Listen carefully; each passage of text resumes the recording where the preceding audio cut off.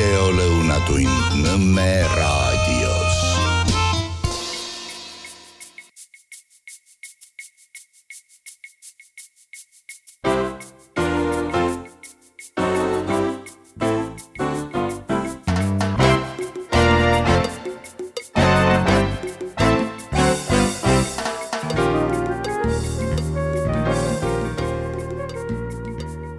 Ja tere maailm! Ongi Lõunatund Nõmme raadios, olemegi siin täpselt, kus me oleme. Üks meist Tallinnas, teine meist seal kaugel Ameerika maal, kõige 7-tunnise aja vahega.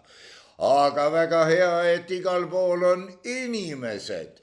Nii, ütleme siin, seal, kui olge tänatud kõik toetajad, kes te oma toetuste läbi saate nii paljude inimeste maailmapilti avardada, et kui ma jõuan, ma panen teile kuhugi monumendi, mis on ka monument, aga seni olge tänatud toetuse eest. Täna on saates, nagu need, kes lugesid ka reklaame Nõmme raadiolehe pealt, ei keegi muu kui Maik Kalamus.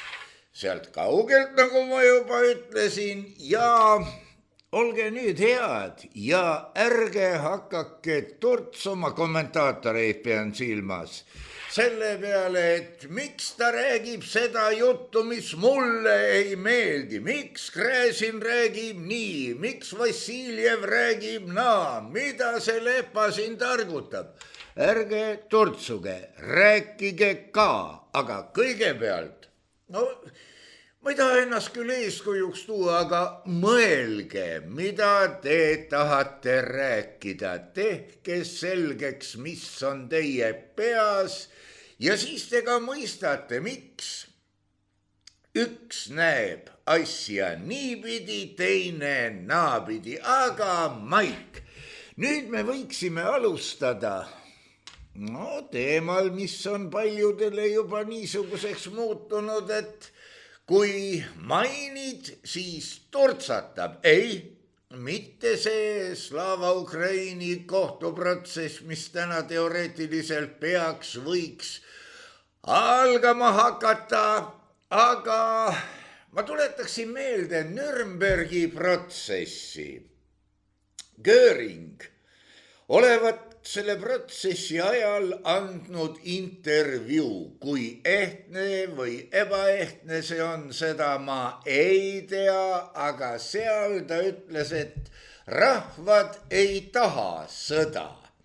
Ainuke asi, mis rahvastel või talumehel on võita sõjast, on see, et ta jõuab ühes tükis koju tagasi. Tänase seisuga väga paljud ei jõua, eriti ühes tükis või kui siis, hea küll, selle teema ma jätan välja. Ja teine, mis ta ütles, poliitikud panevad rahvad sõda tahtma läbi selle, et luuakse vaenlase kuju, põhjustatakse hirm ja küll siis ullikesed lähevad sõtta kah. Aga Maik, olgu see siis hakatus, hakka nüüd sina peale. Ja, põhiline, mis on erinev, on see, et on infoväljad. Kui ma vaatan seda, et mida eestlased siis loevad kodus, isegi kui nad on konservatiivid, siis miskipärast nad ikkagi ronivad sinna Delfisse, Postimehesse ja vaatavad neid AK uudiseid. Et need on, kui ma olen neid jälginud ja olen inimestelt küsinud, siis see on täiesti nagu teine dimensioon. Räägitakse hoopis teist juttu, kui ütleme, kas või Ameerika siis meedia või siis ka Euroopa konservatiivsed meediad, ütleme, siin Poola ja siis Ungari vastavad siis konservatiivsed väljaanded ja see kõik on niisugune kõverpeegel, kus ütleme Delfi ja Postimees ainult oma seda valitsuse siis propagandat ajavad.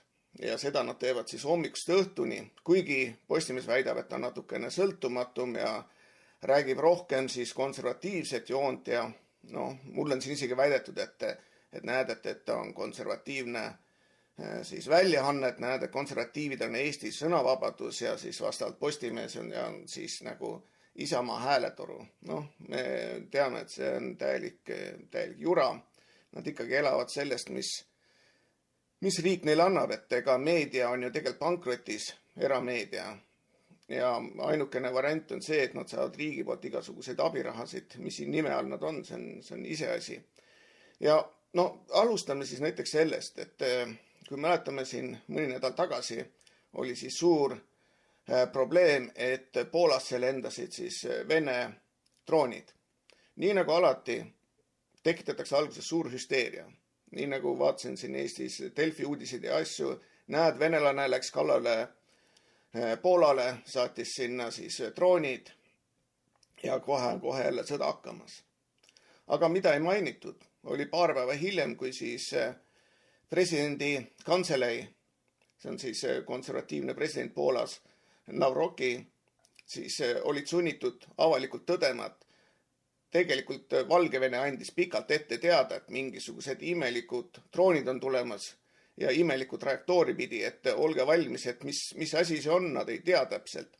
Kui need oleks olnud Venemaa poolt tulnud droonid, siis kindlasti Valgevene ei oleks ette teadanud. Ja seda, kes seda uudist ei usu, võite ise minna vaadata, see on Poola uudistes täiesti olemas ja see on ka maailmas igal pool uudistes. Ainuke koht, kus seda uudistes ei ole, on ikkagi Eesti uudised. See selleks, eks. Poola president üks päev ennem ütles, ennem seda nii nimetatud droonirünnakut, ütles üks päev ennem, et nad on väga skeptilised Ukraina suhtes, sest nad juba ennem on lasknud siis raketi Poolasse ja nad üritasid siis Poolat kaasa tõmmata vastavalt siis sinna Ukraina sõtta. Ja tuletan veel meelde, et oli Nord Streami siis diversioon, sabotaaž. Meie Delfi riiskas kogu aeg, et see venelased ise tegid, ise tulistavad ennast jalga. Aga nüüd on jälle tulnud välja, et ikkagi jällegi ukrainlased. Ma ei ole üldse ukrainlaste vastu, aga lihtsalt see, kuidas üritatakse teisi sõtta tõmmata, on juba naeruväärne. Võtame siit järgmise asja, kus jällegi paar nädalat tagasi väidetavalt tehti suur uudis, mis levis ka CNN ja igasugustesse muudesse sopakanalitesse. Tuli uudis, et üle Tallinna lendavad siis Vene hävitajad. Hakkasin siis uurima seda asja, et kuidas siis nüüd see ülelendamine oli. Aga tegelikkuses on niimoodi, et Eesti aastaid tagasi ühepoolselt sulges siis rahvusvahelised veed ehk see riigipeir läks siis täpselt Soome mereteega vastu, nii et sinna ei olnud enam üldse rahvusvahelist mereteed, mis on nagu täiesti normaalne ja mis peaks olema, et kõik riigid saaksid ikkagi oma kaupu ja asju vedada, aga nad siin ühepoolselt sulgesid, seda keegi muidugi ei aktsepteerinud. See oli ühepoolne asi, mis Eestis oli ja seal oli just see saar, Vaindloo saar, üks pisikene mõttetu saar keset siis Soome lahte, mida siis eestlased kasutasid, et oma riigipiiri nihutada täpselt sinnamaani, et enam keegi sealt siis ei saaks siis mööda minna, et kaks riigipiiri on koos. Et selle absurdiga tekitati olukord ja mis tekitati muidugi tahtlikult, et kes sealt läbi läheb, on automaatselt piiri rikkunud Eesti seaduste suhtes, mitte teiste riigi seaduste suhtes. Ja kuna ei Venemaa ega Soome ei ole seda ametlikult aktsepteerinud seda riigipiiri, siis on see niisugune ühepoolne asi, et mina ütlen, et minu maalapijoon läheb siit ja teie olge kuiss. Nii et ja kui nad siis, need Vene sõjalennukid lendasid sinna Kaliningradi poole või Königsberg tänasel päeval või mis iganes ta nimi nüüd tänapäeval on, siis on selge see, et neil ei olegi kuskilt pidi minna sinna. Nad ei saa minna üle Leedu ja ainuke variant ongi siis mööda Soome lahe äärt minna. Öeldi, et näete, ei olnud transpondereid sisse lülitatud. Kui seda asja natukene teada, näiteks sinna USA poole peal, siin on ka USA siseselt lendavad hävituslennukid, millel ei ole transpondereid peal. Palju tihti on see õppelennud, tihti on ka see, et lihtsalt ei taheta teatada, kus kohas nad on ja neil on omad koridorid ja omad kokkulepitud kohad, kus nad lähevad, et mingit jama ei juhtuks. Nii et see ei ole maailmapraktikas mingisugune imeline asi, aga imeline oli see, kuidas see Eesti pani käima oma propagandamasina, ronisid isegi sinna United Nationisse, näitasid seal pilti, pilt oli võetud eBayst kusjuures, see, kus see Vene lennuki pilt oli. Nii et neil isegi ei olnud korralikult pilti võtta ja tehti suur palagan, et näete, mis meiega nüüd juhtub. USA poole pealt jäädi väga nagu kõhklevaks, sest ega USA administratsioon ei ole loll ja nad teavad täpselt, neil on Eestis saatkond, saatkonnas on terve majades inimesi, kes kõike seda infot analüüsivad ja nad teavad täpselt, mis seal toimub. USA ja Donald Trumpi administratsiooni huvi ei ole mitte mingisuguse sõtta sisse minna. Kui nad teeksid midagi taolist, siis see oleks poliitiline enesetapp. Sest siin USA's on see sõda ääretult ebapopulaarne. Ja kõik, mis on seotud, ütleme siin Euroopa liberaalidega, on samamoodi vägagi niisugune muret tekitav asi, et Euroopa on langev ühendus, majandus kukub, igasugused rohejamad, tsensuurid, kõik, mis tuleb, see USA's on väga suurt huvi äratanud ja ega ei võeta neid Euroopa Liitu enam võrdse partnerina. Ja on selge, et nüüd Euroopa Liit ise ei suudaks kunagi siis mitte mingisugust sõda pidada, kuna siin lihtsalt ei ole midagi sõjalises mõttes. Et ilma USA-ta nad ei saaks seda mitte kuidagi teha. Ja muidugi jällegi sama uudise alguses tehti suur hüsteeria, kõik lehed olid täis, inimesed pimesi uskusid. Siis kui tõde välja tuli, siis oli jällegi vaikus ja selle teemal ei olnud mõtet rääkida, et leiame uued probleemid. Ja niimoodi see sõja õhutamine käib. Et siin USA's on räägitud seda, et Euroopa Liit üritab kuidagi pidi teha teist siis rindejoont Venemaaga. Et üks on praegu siis Ukraina ja teine oleks siis kas Leedu või Eesti. Ja see on täitsa ametlikult poliitikud sellel teemal rääkinud, nii et see ei ole jällegi mingisugune saladus, et seda tehakse. Muidugi Eesti riigi jaoks on selge, kui mingisugune sõda pihta hakkab, siis meie rahvaga, Eesti rahvaga on siis asi kõik, et ükstask kõik, kui kõvad mehed me oleme, kui kõvad kommentaatorid me oleme, et Vene tibla mättasse ja kõike muud, aga rahva seisukoha pealt, riigi seisukoha pealt, siis ongi meie eksistentsiga lõpp. Võib-olla seda tahetaksegi, võib-olla ongi see mõeldud, et ohverdame selle neetud Eesti ära ja ongi kõik. Ei tea seda täpsemalt, aga kui sa vaatad siin seda, mis siin nüüd nädal aega tagasi oli Kopenhaagenis, kus siis olid siis Euroopa liberaalide liidrid kohal, nii Kaja Kallas, nii Donald Tusk, kes on liberaalist peaminister Poolas, Merts Saksamaalt ja teised, siis nemad tahtsid välja kuulutada otsese sõja Venemaaga. See ei ole nali, võite jällegi minna, vaadata, lugeda. Nad tahtsid välja kuulutada sõda otseselt Venemaaga. Ainuke, kes vastu oli Ungari ja Ungaril olid omad põhjused. Põhjuseks oli see, kus siin vaatasin just eile televisiooni intervjuud, mis oli nädal aega tagasi salvestatud, kus siis Ukraina kõrgametnik ütles televisioonis, et kui vaja, lähevad nad ka Ungarile kallale. Ja nad on sinna, nagu ma aru saan, saatnud juba mõned droonid, jällegi väidetes, et need on Venemaa droonid ja üritanud siis sõtta tõmmata. Nii et see kõik on üks suur mäng, kas siis tõesti Euroopa Liit lootiski seda lihtsalt teha suuri sõnu ja loota, et Ungari on vastu või siis on neil tõsine plaan ikkagi selle sõjaga edasi minna ja panna inimesi siis tapalavale. Et mind paneb imestama seda, kui Eestis ka niinimetatud konservatiivid õhkavad, et kuidas nemad on nõus minema tiblade vastu, lööma neil päid lõhki ja kes ei ole huvitatud sõjast, see on Kremli propaganda inimene.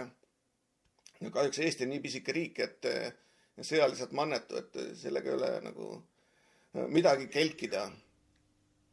Et niisugune see, et alustuseks kõik. Ja. Siin tuleb sinu jutust mitmeid paralleele välja. Vaata, lennukid, transponderid. Oli mul õnn ja rõõm elada lapsepõlves ja noorusajal Pirita Kosel. Lasnamäel oli sõjaväe lennuväli, Nõukogude oma. No seal juhtus ka igasuguseid asju, aga sealt õppisin ma kõrvaga määrama, mis tüüpi reaktiivlennuk läheb, on ta hävitaja, on ta pommitaja, mis ta on. Praegu elan ma sellises kohas, et lennukid tõusevad ja maanduvad, no enamalt jaolt maanduvad siiski üle selle maja, kus ma elan. Ja on lennanud Tallinna kohal küll imelikud, niimoodi reaktiivhävitaja tuuriga lennukid ilma transponderiteta, sest mul on ju ka flight radar olemas, ma ei näe sealt mitte midagi. Ja teinekord maandub või vähemalt imiteerib maandumist, alati ju ei näe ka, kui ilm pilves on midagi ja kaunis madalalt. Teinekord lendab suti kõrgemalt üle, midagi läheb. Kui kiiresti ta üle lendab, kui kõrge on tema mootorituur, selle kõige järgi võib öelda, et no, see ei ole eraisikute lennupark, ega see ei ole ka rahumeelne, see on midagi muud. Aga mis puutub nüüd sõjaõhutajatesse, siis kangesti meenus mulle sinu jutu peale pilt. Hirmunud näoga hundikoer, silmavalged välguvad. Kiri juures, mis karu jahile? Kas te karu olete näinud? Jooge oma viin lõpuni ja kerige magama. Nii täpselt ongi ja üks asi veel, mida tahan mainida, et ma olen sõjaväes töötanud ja nii mõndagi ka näinud elus, aga üks asi on see, reisilennukitel ja tsiviillennukitel on transponderid, aga on olemas, mille jaoks on radarid olemas. Radarid ongi olemas selle jaoks, et näha neid, mis on nagu kajakas suuremad ja mis on kõikidel riikidel praktiliselt olemas. Ja teha siis nägu, et transponder oli sõjaväe hävitajal väljas, on küll natukene naljakas minu arust, et minu meelest väga paljudel nendel ongi väljas kogu aeg ja nende jälgimine käib ikkagi radari kaudu. Miks sükest jama aetakse, on sellepärast, et inimesed ei ole selle asjaga kursis. Nii et kui vaadata siin veel muid asju, siis Euroopa Liit on põhimõtteliselt pankrotis tänu sellele rohepöördele, tänu inflatsioonile ja kõigele ja tänu sellele, et energia on imekalliks läinud. Ja muidugi, mis on nagu parim asi, on see, et näidata välisvaenlast, et tema pärast on meil see kallis. Tema pärast me peame tõstma makse. No vaadake Eestis. Eestis, me ei saa sellist sõjaväge endale lubada, et kui 5% SKP-st läheb sõjaväele. See on lihtsalt liiga väiksele rahvale liiga suur koorem, et see ei ole jätkusuutlik. Ja kui teada seda, et see sama Kaitseministeerium ei suuda isegi paberit korras hoida, nende auditid on sellised, kus on märkmed juures, et midagi on väga valesti, kuskil on rahad väga kadunud. Mida me maksame? On selge see, et valitsus on loonud olukorra, kus nad saavad lõputult sinu maksumaksja raha endale taskusse kühveldada ja kui sina midagi julged ütelda, siis oled sina otseselt Kremli agent, Vene mõjusfääris, mis iganes, ma siin Delfist ka nägin, mis imeasju mulle kirjutatakse, aga see selleks. Ja muidugi, kui sa mäletad, siis mõned päevad tagasi ilmusid siis videod, kuidas siis lahingumasinaid Eestis liigutatakse. Naljaks oli see, et seda samat videot üritati panna Facebooki igal pool üles, aga see võeti maha koheselt. Isegi kui sa üritasid saata Facebook Messengeris seda sama videot, see video ei läinud mängima. No täiesti absurd ja siis ma proovisin siit USA poole pealt üles panna, sest et meil on natukene teistsugused reeglid Facebookis. See läks üles, järgmine päev oli muidugi Delfis see, kus nad ütlesid, ei, seda pole olnud, et mida sa näed, see ei ole õige. No see on lihtsalt tavaline asi, tavaliselt liigutame, aga jällegi paar päeva hiljem tuli siin Ameerika meedias teade, et lahingu siis varustust liigutatakse just Eesti idapiirile. Nii et no kõik selline absurd, selline lolli mängimine, kõik selline asi, noh, öeldakse, et näed, et sa näed, et see on punane pastakas, aga öeldakse, et sa oled loll, et see on sinine pastakas, et ära sina jumalast usu seda, et kõik teised valetavad. Ja noh, paljud konservatiivid samamoodi on Eestis langenud selle lõksu, selle sõjahüsteeria lõksu ja no tänagi siis Merkel ütles endine siis chancellor, ma ei teagi, kuidas see eesti keeles on, ütleme, tema oli siis liider, ütles, et probleem tekkis sellest, et 2021 ei tahetud siis pikendada siis Minski rahulepet. Ja selle taga olid siis Poola liberaalid ja siis meie Balti riikide liberaalid. Nii et noh, siit tuleb ainult seda välja, et keegi on siin kõvasti hakanud sõda õhutama juba pikemat aega ja noh, selle taga on ikkagi Reformierakonna ja igasuguste nende satelliitparteide E200 ja kõik muu siis kõrvad, et see ongi niimoodi, et ma arvan, et Kaja Kallase äriidee oligi siis tuua sõda Eestisse ja võib-olla ta on üldse KGB agent, me ei tea, kuigi tunne on, et Siim Kallas on KGB-le ennem teinud koostööd, siin on mitmeid tunnistajaid, kes on veel elus, kes on suutnud tunnistada ja kes on näinud, kuidas siis Kallase perekond on seotud olnud KGB-ga. Minul otseselt tunnistus ei ole, aga kõik lõhnab selle järgi. No põhimõte on selles, et rahvale tuleb sisendada hirmu, võimalikult tugevat hirmu. Ja miks seda tehakse? No see on omaette küsimus. Aga valimised tulevad, kuidas sa nendesse suhtud? No valimised on täpselt Eestis selline illusioon. Et kui Eestis ei oleks internetivalimisi, siis ma arvan, et valimised oleks juba praegu ära keelatud. Ja muidugi käib ikka samasugune muster iga valimiste ette, kus tambitakse 11, kuigi teatakse, et pooled häältest tulevad internetiserverist ja nendega võistelda on väga raske, sellepärast et vastav võimupartei teeb nädal aega ennem mingisuguse uuringu, kus tuleb välja, et on jällegi hullult populaarseks läinud. Ja kahjuks siis konservatiivid valimispäeval jällegi kaotavad, et see on täiesti tavaline asi, et mäng käib praegu selle 50% paberhäälte peale konservatiivide poolt. Ja palju sellega saab tehtud, see on iseasi. Ja kui vaadata neid riigiparteisi, siis nende taga on suured rahad. Ütleme, väiksemad parteid, need, kes julgevad ise mõtelda, nendega on siis nendel on väga raske võidelda. Et need summad on ikka nii erinevad suured ja inimestel tehakse ajupesu ja paljud usuvad ja veel 50% on sul neid internetihääli. Nii et sealt ei saagi midagi väga head tulemust tulla konservatiividele ja muidugi konservatiivid peaksid ikkagi koostööd tegema, kuigi praegult tundub niimoodi, et kõik lahmivad omavahel.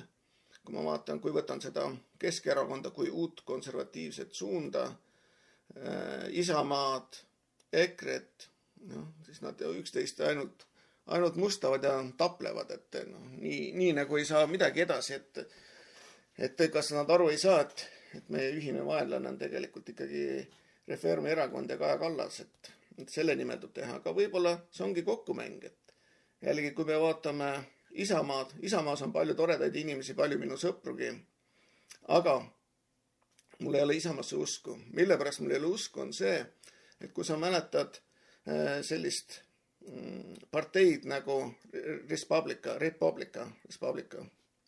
kui ma ütlesin selle õieti. Ja minu enda üks hea sõber oli selle tunnistajaks, kuidas selle partei loomise taga oli 2 inimest. See Olari Taal ja teine oli siis Siim Kallas.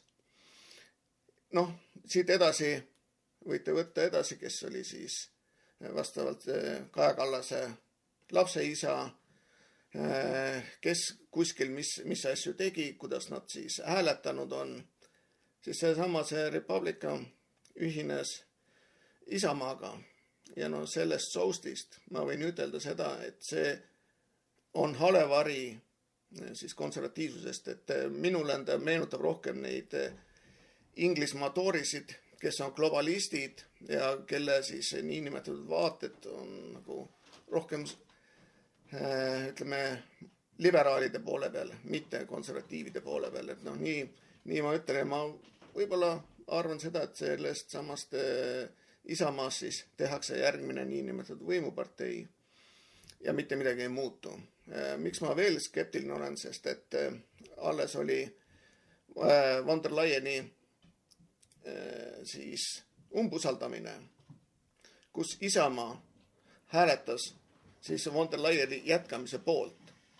Nii et ükski konservatiiv ei saaks sellise suli nagu von der Leyeni jätkamise poolt hääletada. Nii et noh, selge on see, et nendega pole seal midagi eriti teha. Ja sama siis Reinsalu, ega kui tema oli välisminister, ega ta tegi täpselt samasugust jama nagu need liberaalid, et andis ikkagi raha Eesti seltsidele, et seda liberaalset maailmavaadet edasi kanda. Nii et mul on väga suur kahtlus, et seal taga on midagi muud.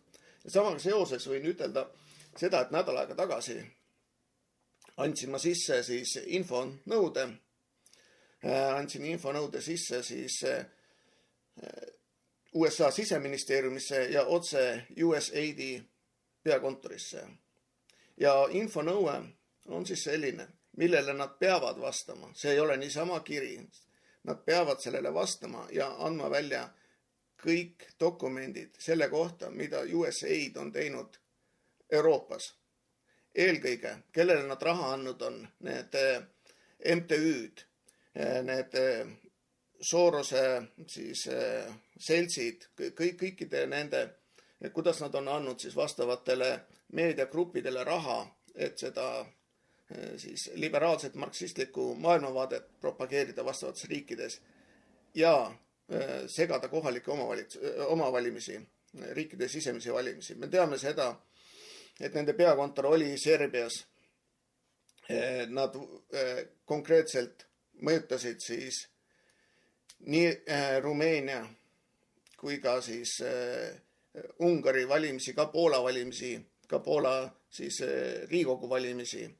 Ja noh, ma pean kihla, et need niidid lähevad ka Eestisse välja.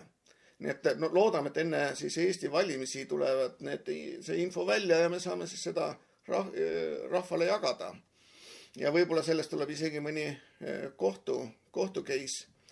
Ja ma ei imesta, kui seal nende abisaajate nimekirjas on nii Postimees kui Delfi, kui kõik need Eesti need liberaalsed hääletorud. Ja ma ei imesta, kui ka näiteks ERR on saanud sealt raha.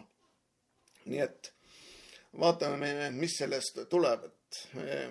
No, üks asi veel, millest võib rääkida, on sellest, et kui ma käisin Poolas ja siis selle aasta juunikuus ja käisin uurimas kaugel, siis OSCE raport oli, mida polnud siis veel välja antud. Ja ma rääkisin nende pressiesindajaga, siis ütles, et no, me anname välja selle paari nädala pärast, mis oli täiesti õigus. Ja peale seda on siis OSCE-l õigus anda see asi ka vaatlemiseks siis Veneetsia komisjoni. Nii, ma panin selle sama jutu, panin üles ka Facebooki ja läbi siis tuttavate tuli mul siis vastus, et Monika Helme väitis seda, et Veneetsia komisjon käis juba Eestis. Nad tahtsid kohtuda Eesti siis valimiskomisjoniga, ma ei tea, kas see on õige tõlge, aga ju ta on. Meediasse pole imbunud. Ja neid jäeti ukse taha, neid ei lastud uksest sissegi. See oleks rahvusvaheline suurim skandaal, kui selline suur organisatsioon nagu Veneetsia komisjon lihtsalt jätaks ukse taha. Ja ma saatsin mõlemile ka järelpäringut, praeguseks hetkeks ei ole tulnud mulle vastust, aga nii kui ta tuleb, ma panen enda Facebooki lehele kindlasti ülesse ka, mida nad vastavad ja mis seal täpselt toimub. Sest et Veneetsia komisjoni arvamus oleks meile ülimalt tähtis. Et seda lihtsalt asja tuleb edasi ajada ja vaadata, kuhu see välja läinud on. Et kui Moonika jutt on õige, siis see on ikka täielik skandaal, mis on Eestis siis korda saadetud. Eks ta niimoodi ole. Siin muidugi peab ütlema, et ega parteidel ei ole maailmavaadet, neil on oma kasu. Siin muidugi on natukene liikumisi märgata. Ma pean silmas Kertu Luisk teeb saateid ka. Ta üritab jääda iseendaks ja kui tema tegevust jälgida, siis ega lootus pole veel kadunud. Aga meil on veel ju sõltumatu faktikontroll ja sinu jutt kindlasti läheb, no ma ei tea kuhu. Jah, Delfid on, ma pean aitäh, ütleme Delfile, Martin Lainele, Neiu Vuntsile ja teistele seal, et nad on teinud mulle siin tasuta reklaami. Võib-olla nende mõte oli teistsugune, aga kui ma saan ikkagi Eesti suurimas päevalehes ikka üle päeviti siis suure pildiga sinna esilehele, siis on see ainult suured tänud, et ju ma siis olen midagi õieti teinud. Ja muidugi jutt on ikka täpselt sama, et loll valetab, Kremli meelne, Putini sõber, mis iganes. See on juba ammu selge, et sihukest läma, ma ei tea, kellele ajada ja kes seda usub. Muidugi minul on nagu imelik, et inimesed ikkagi usuvad sellist sopalehte nagu Delfi, et kui te olete kunagi seal Delfi peal käinud, siis vaadake, mis imeteemad seal on, et mis seal on, et 7 orgasmi, kuidas saada ja mis iganes asjad seal on ja LGBT, kuidas 2 meest ostsid lapse endale ja on õnnelikud nüüd, et sihukest sopa asja ikkagi ei tuleks lugeda ja tuleks lugeda rohkem ka välismaa väljaanded, et tänapäeval on AI olemas, on head tõlkeprogrammid olemas, mis näitavad teile ära, mis tegelikkuses maailmas toimub. Et sellepärast ma ütlengi, et Eestis on täielik siis tsensuur. Et samamoodi nagu see saade, nagu ütleme Nõmme raadio siis Facebooki leht, need on silmnähtavalt on nad ikkagi tsenseeritud. Ütleme seal, kui sul on ikkagi seal üle 10 000 jälgija ja kui sa postitad ja tuleb sinna 3 laiki, siis on selge, et sinna on pandud see shadowban peale ja see info lihtsalt ei liigu kuskile poole. Ja samamoodi nüüd viimased paar nädalat toimunud ka YouTube'is, kus pannakse peale siis vastavad bännid, shadowbännid, et sinu need saated, asjad ei läheks ilusasti ülesse kõigile, et ei tuleks siis teavitusi inimestele, et näed, et Margus Lepa on pannud uue siis saate ülesse. Et see kõik käib sellega kaasas, mis on meil tulemas. See tsensuur. Ja nii ta kahjuks on ja kui sellised inimesed nagu Martin Laine ja kes seal veel on, kui sellistel lastatakse siis valida ja olla siis tsensuurifüürerid, siis konkreetselt ju võetakse maha postitusi. Siin samas Taivo Sepal võeti täna siin postitused jälle maha, et kuna keegi füüreritest arvab, et see ei ole õige ja see ei ole kosher, kuhu me jõuame, et Martin Laine kohta seda, et ta on ka USA-s tuntud ja ma usun, et ta ei saa siis USA viisat enam. sellepärast, et tema oli inimene, kes rõõmustas siis Charlie Kirki mõrva üle ja põhimõtteliselt väitis nagu oleks isegi hea olnud. Ja noh, võtame meie siis Jolleri, kes suutis teha ikkagi täieliku karuteene selleks, et siis vastavalt Robert Kennedy mõistuses julges kahelda ja siis arvas, et ta on täielik siis peas segi uhuu. No. Ja muidugi Delfi pani pildi, kus nad siis olid kõrvuti tooli peal istunud ja näed, nad on ikkagi, saavad ikka hästi läbi, et nad omavahel läbi ei saa, on täielik vale jutt, aga no ma pean kihla, et see Robert Kennedy, kui ta oleks teadnud, kes ta kõrval istub, ta oleks automaatselt sealt minema astunud ja võib-olla ütlenud veel mõned sõnad ka. Need, kui ma vaatan Eesti valitsust, Eesti riiki, no siis see on ikkagi 100-ga põhja minemas ja kui vaatame eelarvet, kus on siin ikkagi miljardites on puudujäägid ja Eesti töötus on üks Euroopa suurimaid praeguseks hetkeks, kuigi Eestis on see jällegi see töötuse määramine niisugune statistiline naljanumber, tegelik töötus on veel suurem. Nii et mis siin teha? Mis siin teha on see, et ikkagi tuleb midagi konkreetselt hakata muutma. Nagu siin Vambola Kolbakov pakkus välja, et tuleks teha maapäev ja hakata otsast pihta ja laskma laiali siis selle, mis siis praeguseks siis võimuasjad teinud on. See jutt, tead, kui seda hakata kuidagi süstematiseerima, ise üritasin võrrelda seda faktikontrolli tiimi Eesti Ekspressis olnud nimekirjaga, kus sina ka olid. Ja need on nii erinevad maailmad, nii erinevad seisukohad. Ja tähendab, ma ei saa aru. Ma ei saa aru isegi sellest, miks on vaja Eestis tähistada Halloweeni, kui meil on siin iga päev üks Halloween. See on nii meeletus segadus, et kui võtta, et me oleme tõesti pahade ja valede poolel ja teised on õiged, kes teavad, mis on uus maailmakord ja oskavad selle eest võidelda, siis ma ei kujuta ette, miks me oleme nii valesti neist aru saanud. Miks me ei kuuletu neile, jes, massa, jah, teeme nii, nagu sina ütled.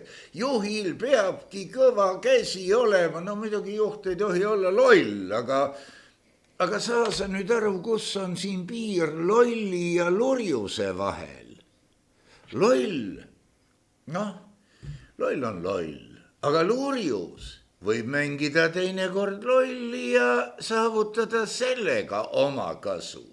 Kas sina oskad seda pilti kuidagi kokku panna? No, kui sa oled tähele pannud, kuidas toimib, siis organiseeritud kuritegevus. Siis organiseeritud kuritegevusel on ikkagi ta on organiseeritud, tal on reeglid. Ja surm on patupalk, valetada ei tohi omadele. Ja kui vaatad seda, mis Eestis toimub, kui sa vaatad viimase paari aasta jooksul, kuidas Eestis maksud on tõusnud, see on juba üle mõistuse. Ma ei tea, inimesed teavad, et Eestis on ikkagi maailma ühed suurimad maksud ja ainult ülespoole lähevad ja kui veel Eesti on nüüd võlgu ka, siis see on absurd, aga keegi saab rikkaks. Ja nagu mul sõber väitis, kes töötas siis, mitte sõber, ütleme hea tuttav, kes töötas Ukraina korruptsiooni siis teenistuses, rääkis, kui nad said siis Tsahknaga kokku, siis Tsahkna esimene ütlus oli, talle lükkas käe pihku, ütles, et teeme äri ka või. Kas Toolias see saab? Ja niimoodi see asi käibki, et see ongi organiseeritud kuritegevus. kus sinu maksuraha läheb sujuvalt üle siis teiste taskutesse ja kui vaatavad, et vähe on veel, siis tõstame makse ja kui sina lurjus julged midagi ütelda, siis sinu lööme lihtsalt posti, sinu paneme siis ajalehte ja siis sind näitame igal pool, kui halb inimene sa oled. Nii et hoia suu kinni ja muidu võid veel tööst ka ilma jääda. Ja see ongi organiseeritud kuritegevuse asi, kui on näiteks räkit, vaadatakse, et kurat endal raha ei jätku, tõstame siis vastavalt tasusid nendelt, kes meile võlgu on. Ja nii läheb see asi edasi. Sest ega nemad vaesemaks jää. See on aina suuremaks ja suuremaks. Ja kui ma vaatan praegu, et ikkagi Rail Baltica ehitus läheb edasi, see kõik on nii absurdi juba läinud, nii sassi läinud, et kuidas seda veel üleval pidada ja kui kaua inimestel siis veel on tahtmis seda taluda. Aga samas on võib-olla tõesti niimoodi, et inimesed on selles süsteemis juba nii sees, et nad ei oskagi ilma selle süsteemita. Nad arvavad, et nii peabki olema, vähemalt me teame, kuidas asjad käivad. Mäletan, mulle enda sõber rääkis mulle loo, kui EKRE sai võimule ja sai Mart Helme siseministriks. Kurtis mulle telefonis, et kurat, enne ma teadsin, kuidas asjad käivad ja kuhu tuleb maksta. No nüüd ma ei tea. Nii et inimesed ongi osad nii korrumpeerunud, et vaatavad nii asi, et peavadki käima ja jumalast hea, kui ma tean, kuidas süsteem käib, saab äkki mulle ka mingisuguse kopika ja niimoodi läheb elu edasi. Ja paljud, kes on riigiasutuses tööl, nad hoiavadki seda süsteemi käes ja räägivad, et sirge seljaga, et e-valimised, internetivalimised on hea asi, mis ise kontrollida ei saa. Ja see kõik sinna edasi lähebki. Mis rääkida veel edasi sellest e-valimistest näiteks? Tahan meenutada seda, et vanasti pangandus oli lihtne. Annad raha hoiustamine investeeriti, sina sai protsente, tahtsid, võtsid raha välja. Nüüd on need finantsasjad nii keeruliseks tehtud, et ainult spetsialistid saavad aru. See on selge, et mille pärast seda tehtud on see, et keegi saab endale ilusasti raha taskusse panna. Ja e-valimistega täpselt niimoodi. Kujuta ette, kui on sul valimised, millest riigis saab võib-olla aru 10 inimest, kuidas see asi käib. Ja teistel pole õrna aimugi ja seda ei olegi võimalik teada, sest et sa pead olema täielik IT-ekspert, et sa aru saad, kuidas see asi käib. Ja isegi kui sa aru saad, siis sa muidugi saad aru ka, kui absurdne see kõik on. Valimised ei tohi olla nii keerulised, et sina, tavainimene, ei saa sellest aru, kuidas need asjad käivad. Ja veel võtame siin meie põhiseaduse. Meie põhiseadus on selgelt üks päev ühetaoline. Kui meil käib nädal aega valimised, oma hääli võid internetis muuta nii palju kordi, kui tahad. Päraspoole lihtsalt visatakse sul laua peale, et näete, et see oligi siis meie valimistulemused ja te peate uskuma. See on selge see, et seda ei saa uskuda ja miks need valimised on. See on muidugi absurd. Muidugi, ma ei taha EKRE-st väga palju pahast rääkida, aga mulle öeldi seda, et EKRE, kui ta oli valitsuses, siis mitte midagi teha ei saanud, nad üritasid ühtepidi, teistpidi ja kolmandat pidi. Aga tuletame meelde, e-valimised, internetivalimised ei ole võetud vastu Riigikogu poolt. Ei ole võetud siis rahvahääletusel. Ei ole konstitutsioonis meil sees. See oli valitsuse otsus. Samamoodi, kui EKRE oli võimul, oleks saanud ühe allkirjaga see asi päeva pealt ära lõpetada. Oleks antud allkiri Jüri Ratase poolt, enam ei toimu, mitte midagi ei oleks pidanud muud tegema, ainult tema allkiri, et enam ei ole e-valimisi ja see asi olekski lõppenud. Ja tahate mulle öelda, et 2 aasta jooksul ei olnud kordagi sellist varianti, et ütelda mehele lüüa käsi õla peale, et äkki teeme ära. Miks seda siis ei tehtud? See ei olnud nii keeruline, selleks tegelikult ei olnud vaja mingisugust eraldi ministrit, mingid eraldi auditeid, mida tehti seal. See kõik on see kõik lõhnab väga kehvasti. Ja jällegi ma arvan seda, ma olen enam kui kindel. Kui vaatame neid samu neid sigade mässu, mis siin oli, sigade revolutsiooni. Kas mõni korralik karjääripoliitik julges sõna võtta? Ei julgenud. Kui siin need lennukid üle lendasid, kas julges keegi korralik karjääripoliitik kahelda selles asjas või anda infot välja, mis tegelikult toimub? Kas keegi, kui neid droone nüüd nähti, kas keegi on võtnud sõna? No näiteks seal samas Rootsis nüüd oli paar päeva tagasi uudis, et alguses oli suur pealkiri, et Vene droonid Rootsis. Päev hiljem tuli välja, et me saime kätte need inimesed, need olid hoopis sakslased ja lihtsalt tahtsid näha seal, tahtsid pilte teha. Aga hüsteeria on jällegi nii absurdi kõik see asi läinud. Et siin ei saagi midagi nagu paremaks minna, nii kaua kui need sulid on igal pool eespool. Mait, meil on üks põhiseadus ja meil on parteisid hulgi. Kuidas see sinu meelest võimalik on? No see ongi niimoodi, et kui sa võtad neid sotse, võtad Reformi, võtad E200, siis tegelikkuses on see kõik üks sama partei. Nii et seal ei ole mitte mingisugust vahet. Ja see on kohe algusest peale olnud see asi, et tehakse rahvale näitemängu. Et näed, me oleme natukene erinevad. Ühe reiting langeb. Kui paned tähele, näiteks see Isamaa iga kord, kui Reformierakonna siis reiting langeb küsitlustes, siis kohe Isamaa oma tõuseb. Kas see on loogiline? Sest et Isamaa valija tegelikult ei tohiks olla Reformierakonna valija. Nii et ja jällegi pärast pole enne valimisi see jällegi kukub teistpidiseks. Nii et see kõik on suur teater, need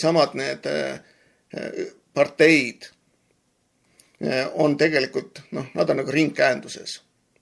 Et kui sa vaatad neid sulitempe, mida tehtud on ja siis selle eest nagu mitte midagi ei toimu, karistada keegi ei saa, siis on selge see. Kui mäletan näiteks seda sama Indrek Tarandi asja, kus ta võttis nina täis ja hakkas siis Tallinnas autoga siis ära sõitma, politsei pidas kinni. Sellest oli lausa televisioonis video, ta jogase peaga ütles, et mul ei tehta mitte midagi. Ja ei tehtudki. Oleks mina või sina nii purjuts peaga sõitnud, me oleks saanud kõvad trahvid, oleks ühilood, asjad ära võetud, aga nii need asjad käivad. Ja kui vaatad Marko Mihkelsoni, kes tegi sadu pilte siis laste suguorganitest, omas kasulaste suguorganitest, kes olid veel pisikesed sel ajal. Ja lihtsalt ei tehtuki midagi. Tuli prokurör, ütles, et huvi pole meil, et see ikkagi ei ole ikkagi nii suur asi ja näed, et ema ka lubas teha. Normaalses ühiskonnas oleks need inimesed kinni läinud ja pikaks ajaks kinni läinud. Ja mäletame selle Marko Mihkelsoni asjaga järsku tuli see teade, et kõik need raadiosaated, kõik need intervjuud ja asjad tuleb maha võtta igalt poolt netist. Ka minule tulid need teated ja me muidugi saatsime nad heasse kohta, sest et meie portaal Eesti eest on ikkagi USA oma, nii et mitte Eesti oma ja meie siis Eesti need nõuded. Kuigi mind lubati kohtusse kanda selle eest, aga see asi vist jäi neil väiksemaks, et ma arvan, mul oleks õigus neid kohtusse anda siin nüüd selle eest, et nad mind Vene agendiks või mis iganes avalikult sõimavad. Et võib-olla ma mõtlen, ma räägin advokaadiga, võib-olla võtaks sealt mingisugused võidu välja ja annaks sellest näiteks suurem osa üldse Nõmme raadiole. Nii et see kõik on võimalik. Jällegi tahan inimeste meelde tuletada. Riigimeedial on alati raha. On Delfi raha, on Postimehe raha, nendel on niinimetatud õigused. Aga näiteks portaalid nagu Eesti eest, võtame siin raadiosaated nagu Nõmme raadio teeb, see elab ainult teie toetuste peal. Et inimesed ütlevad, mul ei ole raha, saan täiesti aru, Eestis ongi raske.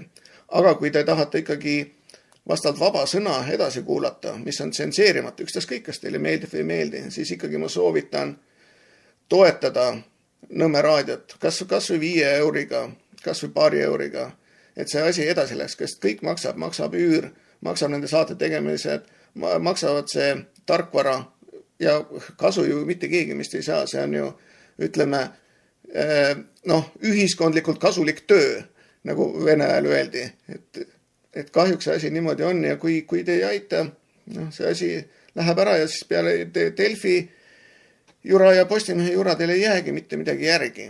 Nii et mõelge ja ma soovitan ikkagi toetada, et see lahing edasi läheks.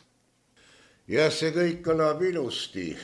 Siin mõtted lähevad liikuma noorte, tööpuudus või mitte töötavaid noori tuleb juurde. Samal ajal teoreetiliselt nende arv peaks langema. Euroopa poole vaadates maailma 25 edukama firma hulgas Euroopa firmasid sel aastal esimest korda vist ei ole. Killukene veel, mille võib välja tuua, mainisin juba Kertu Luisk, tal on 4 last ja kas sina saad aru, kas ta teeb seda emalikust meeleheitest laste kaitseks, et ta teeb saateid ja kandideerib või hakkab midagi, nii nagu Ostap Bender ütles, et jää hakkab sulama, härrased vannutatud mehed. Kas on muutused õhus või ei ole? Üks tarkus ütleb, et kui sa tunned, et oled lootusetus olukorras, siis räägi vanade meestega, kes on elus palju peksa saanud ja sa näed, et kõik on üleelatav ja siis räägi väikeste lastega ja sa näed, et veel pole kadunud kõik. Ja, laste koha pealt seda, et mis on elu mõte, vähemalt mis minu jaoks on elu mõte, ja mis paneb mind hommikul üles ärkama ja tegutsema ka poliitika vallas, on just see, et lapsed, nende tulevik, mis kasu on sul, ütleme, kallist autost, mis on tavaliselt liisingu peale võetud, kallist majast heas kohas, kui sul ei ole lapsi. Kõige parem tunne on see, kui tuled koju ja sul on ikkagi lapsed ootamas ja saad neile siis lubada, võib-olla siis pead Fordiga sõitma, mitte Maseratiga, aga kas see on nüüd, kumb see nüüd tähtsam? Mina leian, et lapsed on alati tähtsamad. Ja mis see poliitikasse puutub, siis ongi see, mis mind tagant sunnib, ega mina ju ei saa mingi kasu ega raha selle eest, on see, et ma saan ütelda pärastpoole tagasi vaadates, jah, ma proovisin midagi teha Eesti rahva ja oma laste heaks. Ja ma ei istunud niisama kõrval, ma ei istunud vaikides, ei niinimetatud kannatanud ära seda asja, vaid tegin suu lahti ja tegin nii palju, kui minul võimalus oli, et minna ja siis vastavalt üritada midagi muuta, üritada midagi paremaks teha. Ja ma usun, et Eestis tuleb aina rohkem ja rohkem selliseid inimesi välja, kes ütleb, aitab küll. Mina tahan olla nii, nagu vanasti oli, tahan põldu harida, ma tahan, et mul oleks lapsed ja ma tahan, et oleks kindel tulevik. Aga muidugi need kaasajooksikuid jällegi on palju ja vaata, kui sa tähelepanu neid samu kommentaare, millest me alustades rääkisime, siis ega need paljud on ju palgalised. Ma olen siin viimase kuu jooksul vaadanud Facebookis igasuguseid neid kommentaatoreid. Aga number 1 on see, sellel kommentaatoril on mingisugune udune pilt, kas on siis kassipojast või millest iganes, ja tal on 2-3 sõpra. Ja konto on küll tehtud tükk aega tagasi, aga järsku on hakanud siis sinu profiili peal igasugust sihukest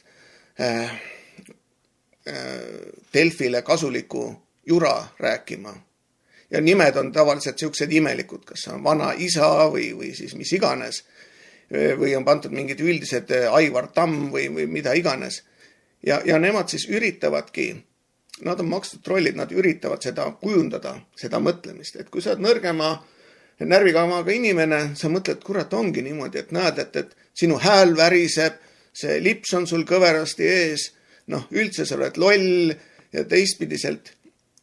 Ja neid on kõik kohad täis, kui ma vaatan Facebooki, kui ma sinna nüüd Twitterisse või X-i, kui ma midagi panen niisugust ühiskonna kriitilist ülesse, siis mingisugused täielikud suvalised mingid 1 sai 2 piima või midagi taolist, siis Mardi Sant ja need on siis kommentaatorid, kes siis muidugi täiesti nagu kõhulahtisust välja ajavad sealt oma suu seest.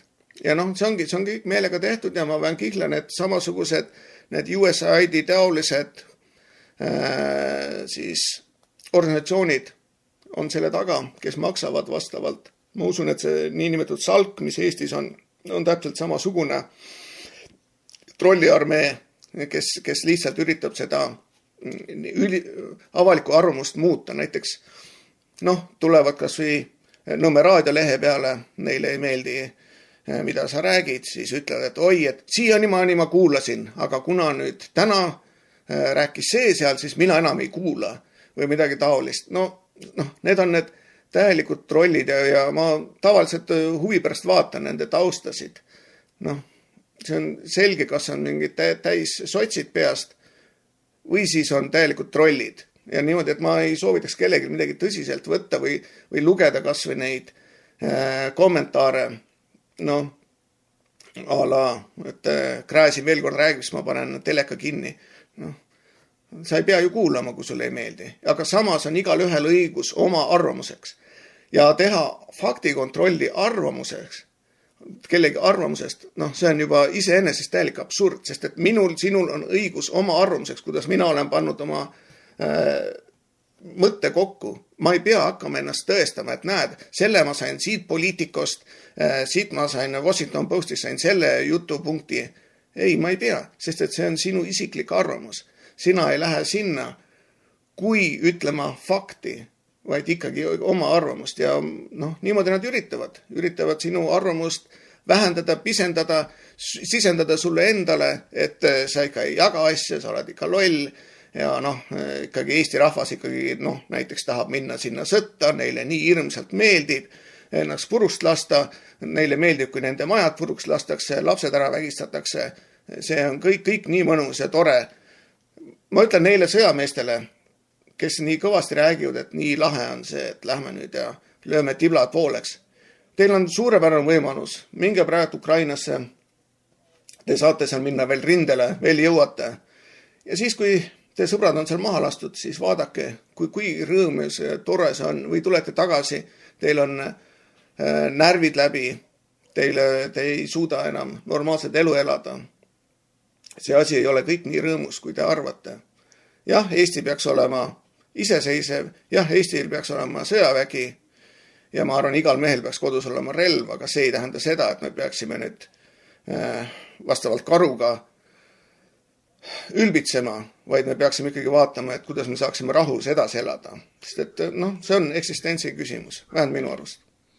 On küll ja peale majandusliku ja poliitilise värgi on Eesti riigi vankri ees lammutamas keelevärk, millest me Andres Raidiga räägime. Andres ütles selge sõnaga, et ta unistab selgelt väljendatud mõttest. Aga praegu kommentaatorite üks osa on selline, et ma kahtlen, kas nad mitte kõik ei olnud kuskil mõne hullu juures koduõppel ja ametlikku haridust polegi saanud, koolis käinud ega umbes nii. Ja teine osa on ministeeriumides, kus mõeldakse välja uusi sõnavärdjaid. On kokkuleppetrahvid, on hoiatustrahvid, on mõjutustrahvid. Kurat, see on ju ainult trahv. Mitte ehmatustrahv, üllatustrahv ja nii edasi. Aga täna vist katsume panna saatele punkti. On sul mõni lõpulause? Jaa, kindlasti.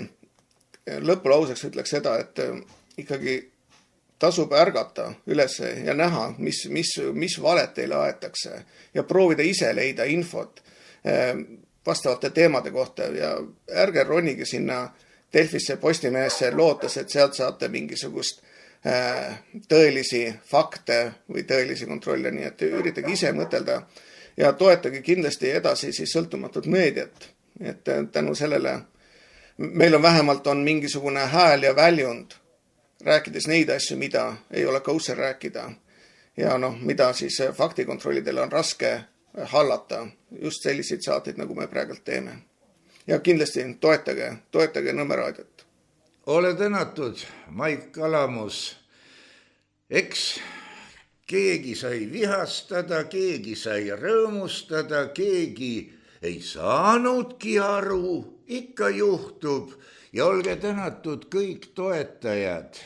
Ilma teieta meid ei oleks ja meie püha sõda läheb edasi.